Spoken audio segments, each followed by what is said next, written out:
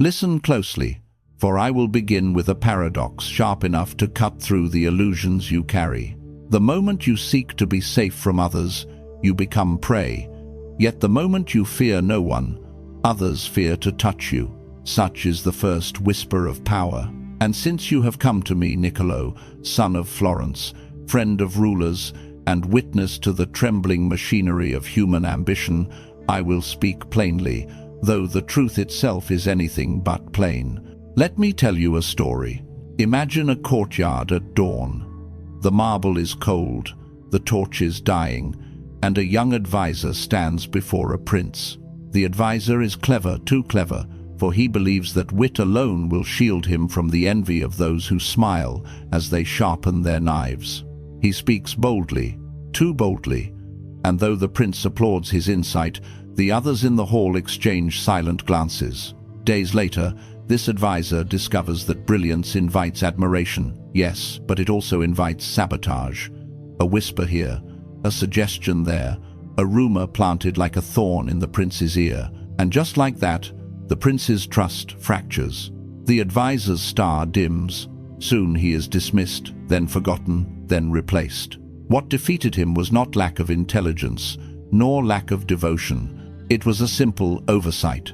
He believed that truth alone triumphs. He forgot that men deal in shadows. And so, my listener, if you wish to ensure that no one ever undermines you in your work, your alliances, your private counsels of intimacy and doubt, you must learn to see beneath the surface, to understand the tides moving silently beneath the words, gestures, and promises others present. For power is not a fortress built once. It is a flame kept alive by subtlety, vigilance, and a certain tenderness toward the darker corners of the human heart. Yes, tenderness. Do not mistake my teachings for cruelty.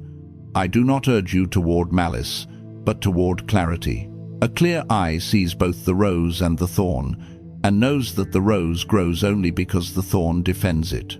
So I will give you 10 rules, not commandments, but instruments. Instruments that, if played with discipline, will prevent anyone from stripping you of your voice, your influence, your rightful place in the architecture of life. But first, breathe. Steady yourself. For to understand these rules, you must first understand yourself, the shifting dance of your pride, your fears, your longing for approval, your hunger for belonging. Without this honesty, the rules become tools of vanity. With it, they become armor. Rule 1. Guard your reputation before you guard your words. I tell you this with the weight of observation carved into my bones. A reputation is a currency more powerful than gold. For gold can be stolen, but reputation must be deliberately dismantled, and thus it terrifies those who would attempt it. If you enter a room with the presence of one who cannot be easily tarnished, the knives remain sheathed. Your very aura becomes a silent shield. Consider again the young advisor from my earlier tale. His words were sharp, precise, even dazzling. But his reputation was soft, clay, unshaped, undefended, vulnerable. Others did not need to defeat him. They merely needed to define him before he defined himself. Understand this. Whoever names you first owns the frame in which you are seen. So, I ask you, quietly, what are you known for? Not what you wish to be known for, but what spreads in whispers when you leave the room. If you do not control that echo, someone else will. And the second rule arises naturally from the first, like a shadow stretching from the body that casts it. Rule 2. Let others reveal themselves before you reveal yourself. Human beings wear masks with more devotion than they wear their own skin. They smile wide, speak warmly, and yet behind their eyes glimmers a private agenda concealed even from themselves. Therefore, do not rush to open your heart or your intentions. Let silence become your accomplice. Let your stillness tempt others to fill it with their confessions, their needs, their vulnerabilities. Most people, when faced with quiet, panic, and in their panic, they speak, and in their speech, they expose the architecture of their motives. When you allow others to reveal their nature first, you gain the blueprint of their strengths and weaknesses. When you reveal yourself first, you hand them the blueprint of yours. But I must warn you, this is not an invitation for coldness. On the contrary, this rule requires a warm presence, an inviting posture, the illusion that you are open even when you are observant. The most dangerous strategist is not the distant one, but the one who listens so fully that others forget they are being understood. Now breathe, for power built on tension collapses easily. What we are building is not tension, but awareness. A serene, anchored awareness. And from this awareness emerges the third rule. Rule 3. Be predictable in little things, unpredictable in great ones. I have watched rulers fall because they were entirely predictable, and others fall because they were entirely chaotic. But the one who survives, who triumphs, who walks through ambushes untouched, is the one who mixes stability with mystery. They are as steady as a stone in ordinary matters, and yet lightning in matters that determine their fate. When people believe they know your small habits when you arrive, how you greet, how you handle trifles, they grow comfortable. And comfort dulls suspicion. Then, when the moment of true decision arrives, you strike not with brutality, but with elegance, choosing the unexpected path that no one accounted for. For predictability is a lullaby. Unpredictability is a weapon. Together, they are a throne. Rule 4. Never fight battles you do not need to win. This rule seems simple, yet it is the one most people break daily. Vanity demands that every slight be confronted, every insult avenged, every challenge acknowledged. But vanity is a foolish advisor. It inflames the ego while bleeding your power drop by drop. Imagine a warrior who draws his sword at every provocation. He exhausts himself before real danger arrives. The wise ruler, however, lets the small disputes rot on their own. A rumor dies faster when ignored than when pursued. A petty rival destroys himself more thoroughly through his own desperation than through your retaliation. Ask yourself, does this battle advance my position or merely soothe my pride? If it is only your pride that aches, let the ache remain. It will fade. But if you act rashly, your power will not fade, it will fracture. Restraint is not weakness. Restraint is the art of letting your enemies reveal their impatience while you maintain your certainty. And from restraint arises an even subtler rule. Rule 5. Keep allies dependent, but never suffocated. People who need nothing from you cannot be trusted. People who need too much from you will one day resent you. The balance is delicate, like holding a bird. Too tight and you crush it, too loose and it escapes. If you provide value, knowledge, guidance, opportunity, a sense of belonging, you shape a quiet loyalty. But loyalty, like love, must be voluntary to endure. If you coerce it, it curdles. If you ignore it, it withers. Influence is a garden. Water just enough that the plants lean toward your light, not so much that their roots drown. Do not mistake dependence for domination. You are not building puppets, but relationships in which your presence remains indispensable. A wise leader creates conditions where others prosper around him, yet know, unmistakably, that the soil of their success was his design. And now, we turn inward, for every external rule mirrors an internal one. Rule 6. Do not explain yourself more than once. Excess explanation is the perfume of insecurity. When you repeat your reasons, your boundaries, your intentions, you do more than clarify, you diminish. A single calm explanation radiates confidence. A second suggests doubt. A third signals weakness ripe for exploitation. Why? Because men instinctively test the firmness of a structure. Push the door once it holds. Push again, still firm. Push a third time, perhaps it will crack. But a locked door needs no justification. It simply stands. When you speak, speak with finality. Not harshness, but certainty. Let your decisions carry the weight of someone who does not negotiate with his own judgment. You will find that people respect the boundary you respect in yourself. Power flows from conviction. Conviction flows from stillness. Stillness flows from knowing who you are without the world's approval. Rule 7. Appear generous, but remain calculated. Generosity is a blade with two edges. When offered without purpose, it drains you. When withheld completely, it isolates you. But when shaped with intention, generosity becomes one of the most elegant tools of influence.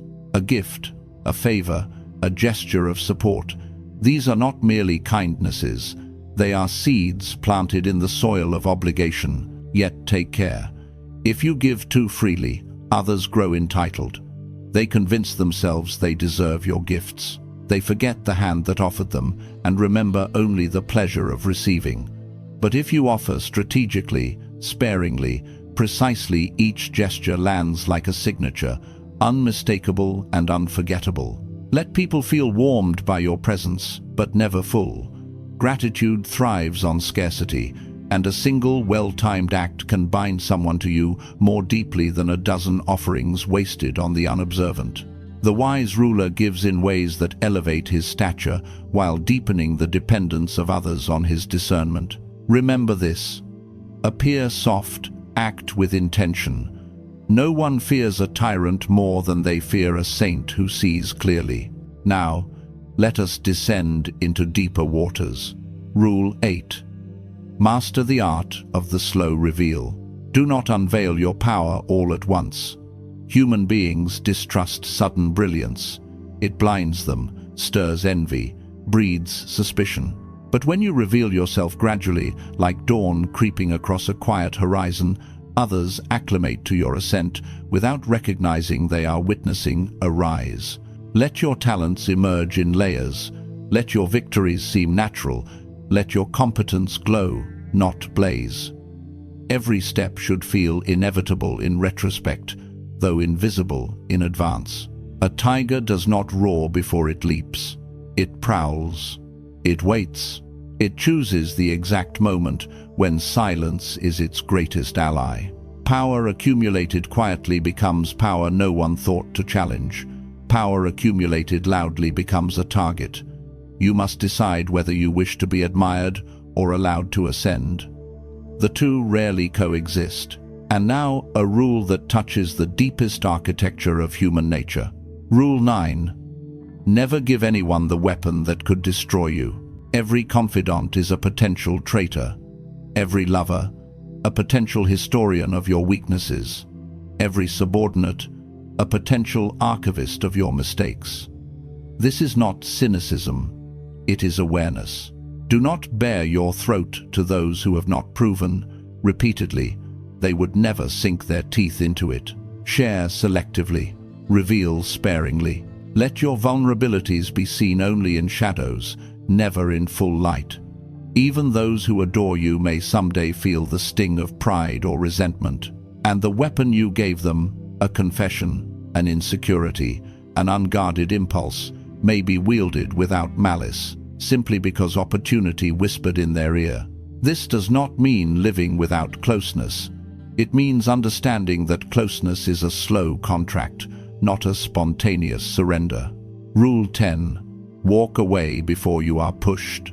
This final rule is the most misunderstood, yet it is the one that protects you when all others have been exhausted, ignored, or broken. If you sense the tides turning, if the room grows colder, if the eyes around you sharpen, if the hands that once greeted you now hesitate, do not wait for the knife to reach your back. Leave on your terms. Departure is not defeat. Departure is the art of denying others the satisfaction of your downfall. A controlled exit preserves your mystery, your dignity, your leverage, and most importantly, your ability to return with strength renewed. For nothing frightens an opponent more than the one who disappears without shattering, only to reappear with the quiet confidence of one who has fathomed the depths and chosen his next rise with precision. Know this: those who cling the tightest are the ones most easily broken. Those who release early live to rule another day. To walk away is not to surrender, but to reorient. To choose a terrain where your power is not merely intact, but optimized. For sometimes the greatest victory is not in winning a game, but in refusing to play the wrong one. Now, having given you the 10 rules, I must confess something rarely admitted by those who speak of power. None of these principles will anchor you unless you understand the nature of power itself. Power is not brutality, nor manipulation, nor cold strategy carved into marble. Power is awareness. Awareness of yourself, awareness of others, awareness of the invisible dynamics moving between every word exchanged, every silence held, every gesture withheld. Ask yourself, why do people undermine? Not in the outer narrative, not the excuses, the theatrics, the performances, but in the quiet chambers of their private hearts. They undermine because they fear irrelevance. They undermine because your presence reminds them of their own incompleteness. They undermine because within every human being, the ego is a restless creature, eternally hungry, eternally watchful, always measuring its own worth against the shadow of another's ascent.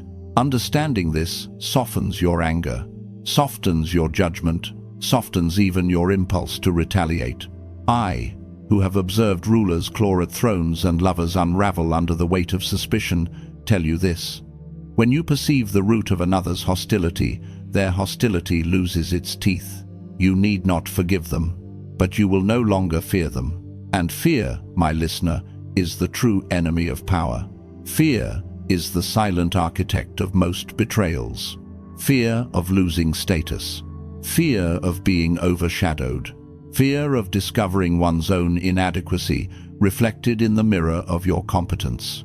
And so, to ensure no one undermines you, you must first learn to walk without fear, for a person who fears nothing cannot be cornered, cannot be coerced, cannot be manipulated by the shifting moods of others. But how does one shed fear? You do not tear it out by force. You outgrow it. You outgrow it the way a snake outgrows its skin, slowly, privately, painfully, yet inevitably, a little at a time. A realization here, a deep breath there, an acceptance that the world's approval is a currency you may choose not to trade in. Let me offer you a scene, one I have watched unfold more times than I can count. A ruler sits at his table, surrounded by advisors. Some he trusts, some he tolerates, some he suspects. Yet they all watch him with the same anticipation, waiting for any tremor of insecurity. For if a ruler shows even a sliver of fear, the court becomes a forest of predators scenting blood. But the ruler who remains still, who listens, who observes, who chooses his responses with the patience of an ancient river, becomes immovable. His silence is not emptiness, it is depth. His lack of panic is not apathy, it is strength. Do you understand? People do not undermine the one who stands rooted in himself. They undermine the one who wavers. This brings me to a truth deeper than any rule I have given you. To be ununderminable, you must belong to yourself more than to anyone else. If you root your worth in another's praise, you are fragile. If you root your decisions in another's expectations, you are governable. If you root your power in another's perception, you are already defeated. But if you root yourself in your own clarity, in your own internal compass, sharpened through solitude and observation, then no rumor can sway you, no schemer can unbalance you, no betrayal can collapse you. You become a quiet storm, felt but not predictable, present but not graspable, respected but not possessed. And when you stand this way, balanced between humility and certainty, others sense it. They feel the futility of attempting to dethrone someone who does not sit on a throne at all, but stands on ground he has claimed within his own being. Let me guide you further into this understanding, for power, real power, is not the roar of domination but the quiet geometry of presence. The one who is sure of himself radiates an authority that requires no defense, no spectacle, no outward display. It is the authority of a mountain, unmoved by storms, untouched by passing winds, witnessed yet unbothered by those who circle its slopes. When you reach such inner solidity, attempts to undermine you lose their force. They strike, yes, but they strike like waves against stone. They splash, they hiss, they make noise, and then they fall back into themselves. And yet, there is another dimension you must grasp.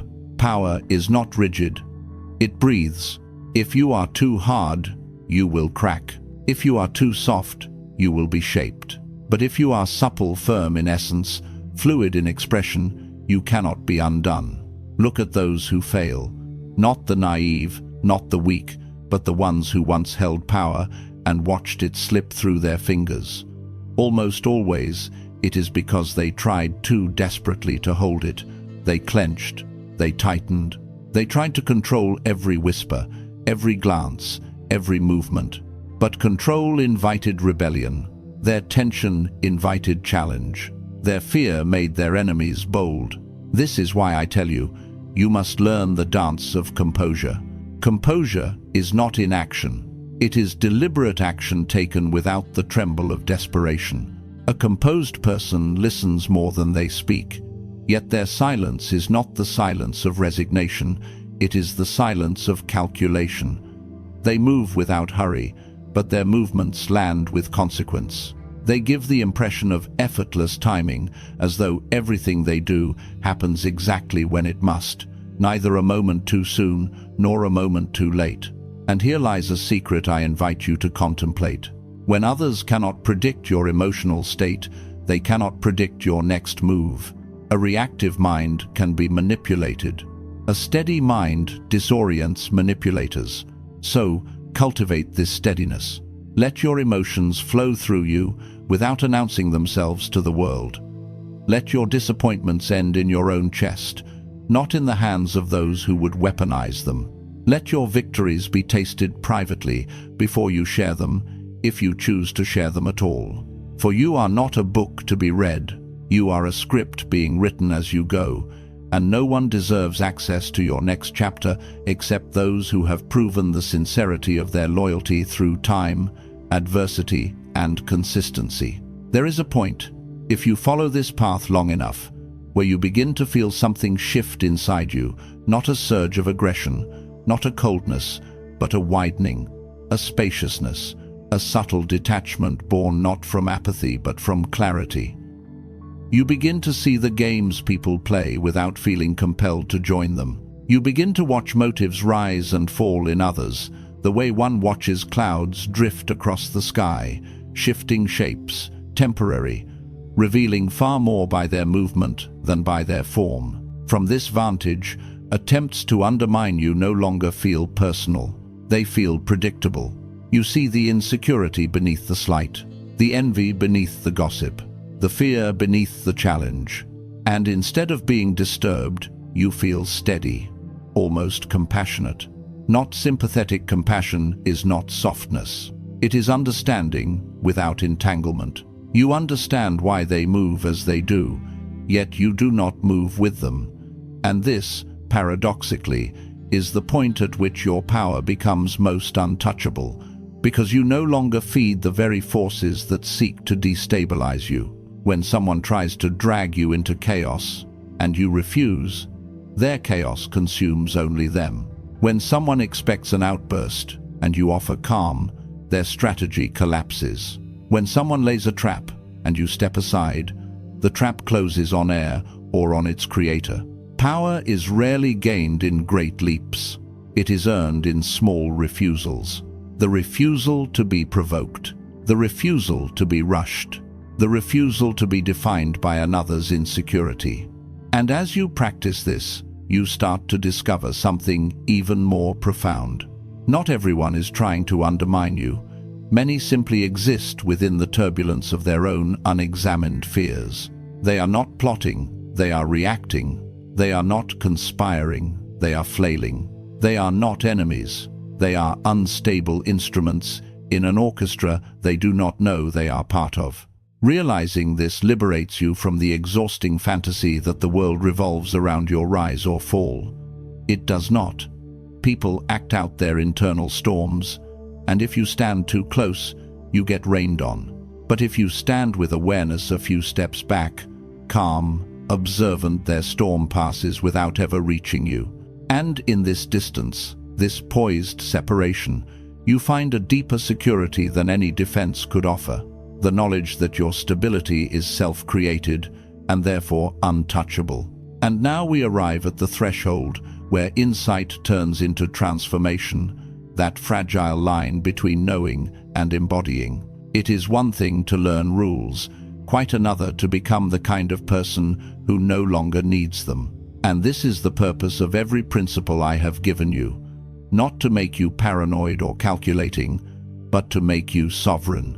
Sovereign over your reactions, sovereign over your attention, sovereign over the space within you that no one else should govern. There is a moment, subtle, quiet, easily missed, when you begin to move differently. You answer slowly. You watch without judgment. You notice the pressure of others' expectations and simply decline to carry it. You feel the pull of old habits, the need to defend, to justify, to chase approval, and you exhale them out of your system like stale air. You do not announce this evolution. You do not display it like armor. You simply become it, and because others sense it, their behavior shifts. People test you less because they feel the futility of testing someone who cannot be shaken. They gossip less because they sense there is nothing in you that will respond. They posture less because your presence exposes the hollowness of their performance. In this way, your strength begins to educate the room without a single order spoken. Remember this: power that speaks loudly is insecure. Power that speaks softly is undeniable. But beyond all of this, beyond the strategy, the clarity, the rules, there is a deeper invitation. One most people will never accept, for it requires a kind of inner honesty that frightens even the bold.